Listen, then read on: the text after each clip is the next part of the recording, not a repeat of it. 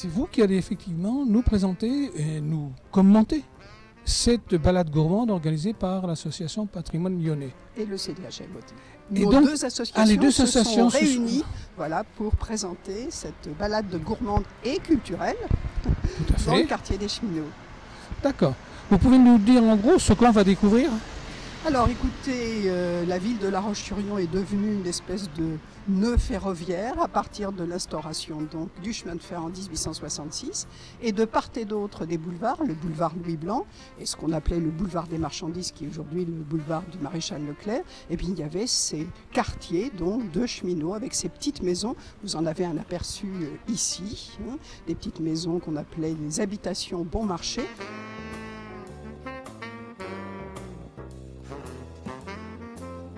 Nous allons voir à la fois des lieux symboliques, la coopérative de la boulangerie des cheminots et des employés des tramways, puisqu'il y avait aussi les tramways départementaux. Nous allons nous arrêter à la barrière d'octroi de la route des Sables qui nous faisait entrer dans le quartier des cheminots. Nous allons bien sûr nous arrêter à la passerelle, l'ancienne passerelle de 1909 et la nouvelle qui la surplombe et qui, pour toutes les deux, étaient des réalisations tout à fait extraordinaires, techniquement parlant.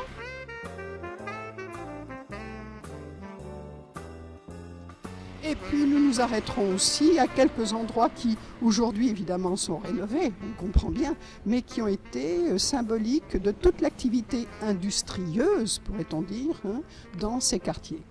Alors c'était évidemment lié au département rural qu'était la Vendée, donc production agricole, production bovine, et vous aviez donc là des abattoirs, des conserveries, vous aviez aussi des entreprises de transformation du bitume, du goudron, le tout relié à la gare des marchandises. Alors nous n'irons pas jusqu'au bout du quartier, c'est-à-dire presque jusqu'à Forges, où vous aviez aussi d'autres entreprises très importantes jusque dans la période de l'entre-deux-guerres, la minoterie Bardot, l'entreprise Gendreau, qu'on connaît encore aujourd'hui, à Saint-Gilles-Croix-d'Uy, avec les sardines. Bon, on ne peut pas tout faire hein, dans ce quartier, mais ce sera déjà une approche assez conséquente. Et on finira en étant accueillis par deux restaurateurs tout à fait représentatifs du patrimoine, l'un du patrimoine culinaire par la méthode, hein, les petits ventres de terre.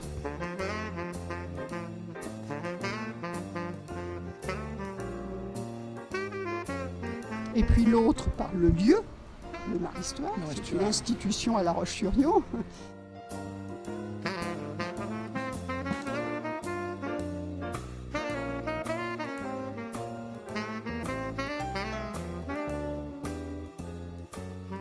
Eh bien, nous finirons par l'école normale, du moins l'ancienne école normale de garçons, et la rue Ferrer, où nous sommes pour l'instant, mais ce sera l'issue de notre parcours, de notre balade.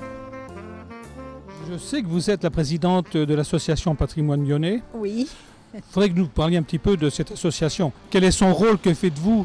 Écoutez, cette association est issue d'une bande d'amis qui un jour se sont dit qu'il fallait mettre en valeur un certain nombre de choses à La Roche-sur-Yon parce qu'on aime cette ville que beaucoup de gens trouvent sans intérêt.